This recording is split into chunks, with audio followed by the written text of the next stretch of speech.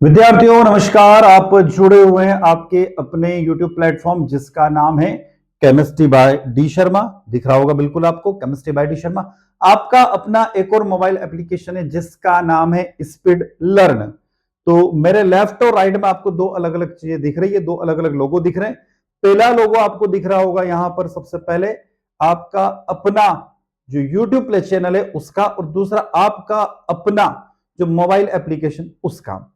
तो विद्यार्थियों अब मैं चल रहा हूं माइनर केमिस्ट्री का जो आपका सेकंड पेपर है, बीएससी प्रथम वर्ष की माइनर केमिस्ट्री का सेकंड पेपर, उसकी यूनिट 3। पेपर का नाम है आपका अप्लाइड केमिस्ट्री यानी अनुपयुक्त रसायन विज्ञान। उसकी यूनिट 3 जिसका नाम है पोल्यूशन एंड इट्स कंट्रोल यानी पोल्यूशन एंड इट्स कॉजेस, प्रदूषण और उसके कारण। पार्ट 3 इस वीडियो लेक्चर में पार्ट 3 को डिस्कस करेंगे जिसमें बात करेंगे soil pollution, source effect of soil pollution, मृदा प्रदूषण के स्रोत और प्रभाव, विशेषकर मध्य प्रदेश के कॉलेजों में पढ़ने वाले विद्यार्थियों के लिए यह है।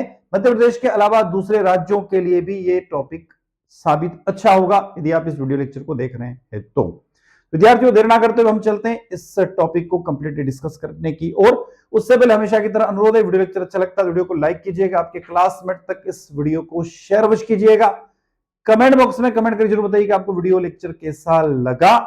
और खास बात यह है कि अभी तक आपने आपके अपने चैनल को सब्सक्राइब नहीं किया तो चैनल को सब्सक्राइब अवश्य कर लीजिए, जिससे हमें एक मोटिवेशन मिले और हम इसी तरीके से हमेशा आपके साथ बने रहें। तो विद्यार्थियों देर ना करते हुए हम चलते हैं यहां पर पोल्यूशन के बारे में बात करते हैं। मृदा प्रदूषण के स्रोत और प्रभाव के बारे में हम देखेंगे। Noise pollution, sorry soil pollution, यहां पर थोड़ा सा गलत प्रिंट हो गया तो इसको आप कर लेना सॉइल पोल्यूशन, ध्यान रखना इसका हो जाएगा सॉइल पोल्यूशन की बात हो रही है, गलत प्रिंट हो गया। Soil pollution causes effect of soil pollution and prevention, soil pollution की बात कर रहे हैं हम लोग, तो सॉइल पोल्यूशन आप यहां पर सॉइल कर लेना, ठीक है ना। किसकी बात कर रहे हैं हम लोग? सॉइल पोल्यूशन को इस वीडियो लेक्चर में डिस्कस कर रहे हैं। तो मिट्टी का प्रदूषण तब होता है जब मिट्टी के अंदर प्लास्टिक, केमिकल और इंडस्ट्रियल कचरा जैसे जहरीली चीजें मिट्टी में मिल जाती हैं, जिससे यह पौधों, जानवरों और इंसानों के लिए अनहेल्दी हो जाती है। Soil pollution happens when toxic substance like plastic, chemicals and industrial waste mix into the soil, making it unhealthy for plant, animal and even humans. जैसे हमें सांस लेने के लिए साफ हवा की जरूरत होती है, हम क्या करते हैं, हमें सांस लेना है, जीवन जीना है तो हमें साफ हवा की जरूरत होती है। वैसे ही धरती को खाना उगाने और जीवन को बनाए रखने के लिए उनको साफ मिट्टी की रिक्वायरमेंट होती है। किसकी? साफ मिट्टी की आवश्यकता होती है। Just like we needed clean air to breathe, the earth needed clean soil to grow food and support life. बात करें लेकिन जब मिट्टी खराब हो जाती है तो उस पर निर्भर हर चीजें, फसलें, नदियां, जंगली जानवर और यहां तक कि हवा को भी नुकसान होता है। But when the soil is contaminated, everything that depends on it's crops, reverse, wild life and even the air suffers. मृदा प्रदूषण का मतलब है कि मृदा यानी कि भूमि में हानिकारक पदार्थों का जमाव होना या उनका मिश्रण या उसके प्राकृतिक गुणों को प्रभावित करता है और उसे उपयोग के योग्य नहीं छोड़ता है। यह प्रदूषण विभिन्न स्रोतों से होता है और इसके अलग अलग डिसएडवांटेज है, याद रखिएगा अलग अलग डिसएडवांटेज है। बात करते हैं मृदा प्रदूषण के सोर्सेस की, तो सबसे पहला कृषि से संबंधित सोर्स, एग्रीकल्चर सोर्सेस। रासायनिक उर्वरक, सबसे जो मेन अफेक्ट कर रहा है हमारी सोइल को वो केमिकल फर्टिलाइजर्स, रासायनिक उर्वरक। इनके अत्यधिक और अंधाधुंध उपयोग से मिट्टी की प्राकृतिक संरचना, पोषक तत्व और पीएच स्तर प्रभावित होता है। देयर एक्सेस एंड द जो हम इसका एक्सेस यूज करते हैं वो इसकी सोइल के नेचुरल स्ट्रक्चर को, उसके न्यूट्रिएंट्स को और उसके पीएच लेवल को चेंज कर देता है। सेकंड नंबर पर जो सबसे ज्यादा इफेक्ट करता है वो है पेस्टिसाइड और इंसेक्टिसाइड, कीटनाशक और पीड़नाशक। ये रसायन मिट्टी में उपस्थित लाभकारी सूक्ष्म जीव यानी जो हम कह सकते हैं बेनिफिशियल माइक्रो ऑर्गेनिजम्स, उनको क्या करते हैं, डिस्टर्ब कर देते हैं और हमारी जो मिट्टी का जनरल स्ट्रक्चर है, नेचुरल स्ट्रक्चर है, उसको बिगाड़ देते हैं। उसके बाद आता है यहां पर केमिकल कंटामिनेटेड इन इरिगेशन वाटर, सिंचाई जल में भी आजकल रासायनिक तत्व मिलाए जाने लग गए हैं, वो भी प्रभावित करता है।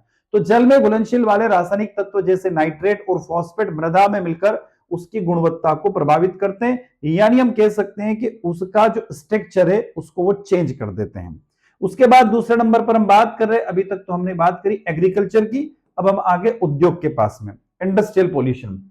सबसे पहले आता है यहां पर उत्सर्जित रसायन, इमिटेड केमिकल्स, कारखानों से निकलने वाले रासायनिक अपशिष्ट, chemical wastage, metal waste and biomedical wastage, यानी कारखानों से निकलने वाला रासायनिक अपशिष्ट, धातु कचरा, बायोमेडिकल कचरा आदि मृदा में समाहित होकर उसको प्रदूषित कर देते हैं। कारखानों से निकलने वाला दूषित जल और ठोस अपशिष्ट जैसे भारी धातुएं, सीसा यानी कि लेड, मरकरी, कैडमियम, कॉपर सीधे मिट्टी में मिल जाते हैं या लेड फिल में जमा हो जाते हैं, जिससे मिट्टी टॉक्सिक हो जाती है या जहरीली हो जाती है। उसके बाद आता है house hold and urban wastage, घरेलू और शहरी कचरा, जो सबसे ज्यादा आजकल हम फैला रहे हैं, उसके लिए सिर्फ और सिर्फ हम खुद रिस्पॉन्सिबल है। यानी कि हम एक लाइन में कहें तो पूरा सॉइल पोल्यूशन यानी मृदा प्रदूषण के लिए एकमात्र जो जिम्मेदार है वो है मानव जाति। याद रखिएगा, कौन जिम्मेदार है? मानव जाति जिम्मेदार है। प्लास्टिक वेस्टेज, प्लास्टिक, रबर और अन्य अपघटनीय पदार्थों का अनुपयुक्त निस्तारण मृदा को प्रदूषित कर देता है। उसके बाद ऑर्गेनिक वेस्ट, भोजन, कागज, लकड़ी आदि जैविक अपशिष्ट मृदा में मिलकर उसे संक्रमित कर सकते हैं। उसके बाद आता है व्हीकल्स एंड ट्रांसपोर्ट्स, वाहन और परिवहन। इसमें आता है रेडिएशंस एंड पेट्रोलियम प्रोडक्ट्स, वाहनों से निकलने वाला धुआं, तेल, ग्रीस और अन्य प्रदूषक मृदा को प्रदूषित कर देते हैं। 5वें नंबर पर हम देखेंगे ध्वनि और वायु प्रदूषण, नॉइस एंड एयर पोल्यूशन, कचरे को जलाने, गैसों को उत्सर्जित करने और अन्य रासायनिक पदार्थों के मिश्रण से मृदा में प्रदूषण फैलता जाता है, तो यह भी बहुत बड़ा कारण होता है। उसके बाद एक होती है एसिड रेन, यह आप लोग अच्छे से जानते हो, औद्योगिक धुएं से उत्पन्न सल्फर और नाइट्रेट के ऑक्साइड्स जब वर्षा के जल यानी कि जो एयर, जो हम कह रहे हैं कि जो रेनी सीजन होती है उसमें वर्षा के जल से के साथ मिलकर अम्लीय वर्षा करते हैं तो मिट्टी की एसिडिटी को बढ़ा देते हैं, यानी ऐसी स्थिति में भी क्या होती है, मिट्टी पोल्यूटेड हो जाती है। उसके बाद आता है माइनिंग एक्टिविटीज, खनन गतिविधियां, खनन से निकलने वाले अपशिष्ट और रसायनों से मिट्टी की ऊपरी परत दूषित हो जाती है। उसके बाद यहां पर आता है डिफॉरेस्टेशन एंड सोइल इरोजन, वनों की कटाई और भूमि का कटाव, इनसे मिट्टी की ऊपरी उपजाऊ परत हट जाती है और प्रदूषण तत्व उजागर हो जाते हैं। उसके बाद आता है next effect of soil pollution, मृदा प्रदूषण के प्रभाव क्या क्या है। तो अभी तक हमने बात करी यहां पर सोर्सेस की यानी स्रोत की, अब स्रोत के बाद यानी सोर्सेस के बाद हम आगे उसके इफेक्ट्स पर, उसके प्रभाव पर।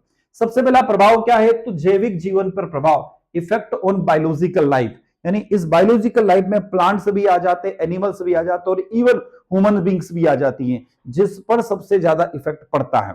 तो बात करते हैं प्रदूषित मृदा में पौधों की वृद्धि प्रभावित होती है, यह पौधों में रोगों का कारण बन सकता है और फसलों की गुणवत्ता को भी खराब कर सकता है। Plant growth is affect in the polluted soil, this can cause plant disease and degraded crop quality. मृदा में हानिकारक रसायनों का जमाव जानवरों और कीड़ों के लिए भी नुकसानदेह होता है, जिससे पारिस्थितिक तंत्र यानी कि पूरा इकोसिस्टम डिस्टर्ब हो जाता है। उसके बाद आता है डिक्रीज इन सॉइल फर्टिलिटी, मिट्टी की उर्वरकता में कमी, रासायनिक पदार्थों के कारण मिट्टी में आवश्यक पोषक तत्व नष्ट हो जाते हैं, जिससे मिट्टी की उपजाऊ शक्ति कम हो जाती है और कृषि उत्पादन यानी एग्रीकल्चर प्रोडक्शन घट जाता है। नेक्स्ट आता है इफेक्ट ऑन ह्यूमन हेल्थ, मानव स्वास्थ्य पर प्रभाव, मृदा प्रदूषण से दूषित पानी, खाद्य सामग्री और हवा के संपर्क में आने से विभिन्न बीमारियां हो सकती है, जैसे त्वचा रोग, पाचन समस्या और कैंसर की डिसीज भी हो जाती है। भोजन में रासायनिक अवशेष जैसे कीटनाशकों के अवशेष शरीर में प्रवेश करते हैं, जो स्वास्थ्य पर गंभीर प्रभाव डाल सकते हैं। उसके बाद आता है खाद्य श्रृंखला का दूषित होना, contamination of the food chains, प्रदूषित मिट्टी में उगाई गई फसलें और सब्जियां जहरीले रसायनों को, भारी धातुओं को अवशोषित कर लेती है। जब मनुष्य या जानवर इन फसलों का सेवन करता है तो ये जहरीले पदार्थ उनकी बॉडी में एंटर कर जाते हैं, प्रवेश कर जाते हैं, जिससे स्वास्थ्य संबंधी गंभीर समस्या वहां पर डेवलप हो सकती है। उसके बाद आता है क्लाइमेट चेंज, ध्यान रखना soil pollution, air pollution, water pollution, इनसे सबसे बड़ा जो डिसएडवांटेज है, जो नुकसान है, वो है क्लाइमेट चेंज यानी जलवायु परिवर्तन। मृदा प्रदूषण से जलवायु पर भी असर पड़ सकता है। यदि मृदा में विषैले पदार्थ जमा हो जाते हैं तो वे ग्रीन हाउस गैसों का उत्सर्जन और बढ़ा देते हैं, जिससे जलवायु परिवर्तन हो जाता है और इस अर्थ क्रस्ट का टेम्परेचर थोड़ा सा बढ़ जाता है, इंक्रीज हो जाता है। मृदा प्रदूषण के प्रभाव, मृदा प्रदूषण के गंभीर और दूरगामी प्रभाव होते हैं जो पर्यावरण और मानव स्वास्थ्य दोनों पर पड़ते हैं। वाटर पोल्यूशन की बात करें, मतलब मृदा भी कहीं ना कहीं वाटर से जुड़ी हुई है, तो मिट्टी के प्रदूषण तत्व वर्षा जल के साथ घुलकर ग्राउंड वाटर यानी कि भूजल और नदी तालाबों में पहुंच जाता है, जिससे जल प्रदूषित हो जाता है। तो ध्यान रखना, यदि मिट्टी प्रदूषित होगी तो डेफिनेटली वाटर भी पॉल्यूटेड होगा, जल का भी प्रदूषण होगा। उसके बाद बात करते हैं वायु प्रदूषण। बिल्कुल, वायु प्रदूषण भी इससे होता है। कुछ अवशिष्ट सड़कर दुर्गंध और हानिकारक गैसें फैलाते हैं जो श्वास संबंधी समस्याओं का कारण बन सकते हैं। उसके बाद आता है इकोलॉजिकल इम्बैलेंस, पारिस्थितिक असंतुलन। मिट्टी में रहने वाले लाभकारी जीव जैसे केंचुआ और सूक्ष्म जीव सामान्यतः नष्ट हो जाते हैं, जो मिट्टी के स्वास्थ्य और विघटन क्रिया के लिए आवश्यक होते हैं। उसके बाद सबसे बड़ा जो डिसएडवांटेज है एक और, वो है मरुस्थलीकरण, यानी मिट्टी की गुणवत्ता में निरंतर गिरावट और उर्वरकता में कमी से भूमि धीरे धीरे क्या होती है, बंजर होती जा रही है। मतलब मिट्टी की या उन खेतों की उपजाऊ क्षमता खत्म होती जा रही है। किसके कारण? सोइल पोल्यूशन के कारण। संसाधनों को नुकसान, लॉस ऑफ रिसोर्सेज। मृदा का अत्यधिक प्रदूषण भूमि की उर्वरक गुणों को समाप्त करता है, जिससे कृषि उत्पादन घट सकता है। खाद्य सुरक्षा के लिए भी सबसे बड़ा खतरा है। भूमि की संरचना में बदलाव से जल निकासी, जल अवशोषण और बाढ़ नियंत्रण की क्षमता भी घट जाती है। मृदा प्रदूषण को नियंत्रित करने के उपाय क्या क्या है? तो सबसे पहला ऑर्गेनिक फार्मिंग, रासायनिक उर्वरकों के स्थान पर जैविक उर्वरकों का उपयोग करना, सबसे पहली बात। दूसरा, वेस्ट मैनेजमेंट, कचरा का प्रबंधन करना है। हम पढ़ रहे हैं क्या? हम पढ़ रहे हैं मृदा प्रदूषण को आप नियंत्रित कैसे कर सकते हैं, कैसे कंट्रोल कर सकते हैं। तो सबसे पहले जैविक खेती को बढ़ावा देना चाहिए। वेस्ट मैनेजमेंट, कचरा का प्रबंधन, घरों, दुकानों और उद्योगों से निकलने वाले कचरे का सही तरीके से निस्तारण होना चाहिए। वृक्षारोपण, ट्री प्लांटिंग, सबसे बढ़िया बात है। वृक्षारोपण से मृदा की संरचना को मजबूत किया जा सकता है और प्रदूषण की गति को भी थोड़ा सा कम किया जा सकता है। मृदा संरक्षण की तकनीकें, सोइल कंजर्वेशन टेक्निक्स, जल संचयन, मृदा कटाव नियंत्रण और बहुउद्देशीय उपयोग की तकनीकें अपनाना होती हैं। कंट्रोल सोर्सेस ऑफ पॉल्यूशन, प्रदूषण के स्रोत पर नियंत्रण, उद्योगों से निकलने वाले रसायनों और अपशिष्टों को मानक सीमा तक नियंत्रित करना होता है। मृदा प्रदूषण की समस्या गंभीर है और इसे नियंत्रित करने के लिए सभी स्तरों की जिम्मेदारी और प्रयास आवश्यक है। मतलब मृदा प्रदूषण के लिए आप भी जिम्मेदार है, मैं भी जिम्मेदार हूं, ये पूरा समाज जिम्मेदार है। तो हमें क्या करना चाहिए? तो हमें इन प्रयासों पर ध्यान देना चाहिए। बात करते हैं मृदा प्रदूषण के कुछ लॉज है, कुछ कानून है, उनकी भी हम डिस्कस कर लेते हैं। तो सबसे पहला आता है पर्यावरण संरक्षण अधिनियम 1986। यह भारत का प्रमुख पर्यावरण संरक्षण कानून है, जिसे केंद्र सरकार को पर्यावरण के विभिन्न पहलुओं जैसे सोइल, वाटर एंड एयर, मृदा, जल और वायु आदि के संरक्षण के लिए व्यापक शक्तियां प्रदान करने के उद्देश्य से लागू किया गया था। धारा 325, इस धारा के तहत केंद्र सरकार को प्रदूषण से संबंधित आदेश और निर्देश जारी करने का अधिकार प्राप्त है। इसमें मृदा प्रदूषण को रोकने के उपायों को लागू करने की शक्तियां भी शामिल है। किसके अंदर? धारा 325 के अंदर। कौन से? इस अमेंडमेंट के अंदर, पर्यावरण संरक्षण अधिनियम 1986 के अंतर्गत बात कर रहा हूं मैं। मृदा के प्रदूषण को नियंत्रित करना, पर्यावरण संरक्षण अधिनियम के तहत मृदा प्रदूषण को नियंत्रित करने के लिए आवश्यक उपायों और दिशा निर्देशों का पालन करना अनिवार्य होता है। उसके बाद एक और आता है जल प्रदूषण नियंत्रण अधिनियम 1974। क्या कह रहा है? यह कानून जल प्रदूषण को नियंत्रित करने के लिए बनाया गया था, लेकिन इसके तहत मृदा में पानी के मिश्रण से होने वाले प्रदूषण को भी नियंत्रित किया जाता है। इस कानून के तहत शामिल किया गया है। यह कानून क्या कह रहा है? जल प्रदूषण नियंत्रण बोर्ड का गठन किया जाता है और जल और मृदा प्रदूषण पर निगरानी रखता है। औद्योगिक और घरेलू कचरे से जल में रसायनों और अन्य अपशिष्टों के मिश्रण को रोकने के लिए नियम बनाए जाते हैं, ताकि मृदा भी इससे प्रभावित ना हो। वैसे जनरली ये जो बना हुआ है, किसके लिए बना हुआ है? वाटर कंट्रोल एक्ट है ये, ठीक है ना? वाटर कंट्रोल एक्ट है, वाटर प्रिवेंशन कंट्रोल एक्ट है, पर ये वाटर के साथ साथ में सॉइल के लिए भी काम में आता है, मिट्टी के लिए भी काम में आता है। उसके बाद खतरनाक अपशिष्ट प्रबंधन एवं हैंडलिंग नियम 1989। यह नियम खतरनाक अपशिष्टों के प्रबंधन से संबंधित है। इनमें मृदा में खतरनाक रसायनों और अपशिष्टों के निष्पादन पर विशेष ध्यान दिया गया है।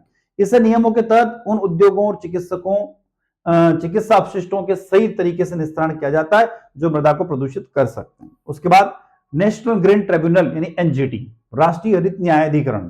राष्ट्रीय हरित न्यायाधिकरण का गठन 2010 में पर्यावरण के संरक्षण के लिए किया गया था।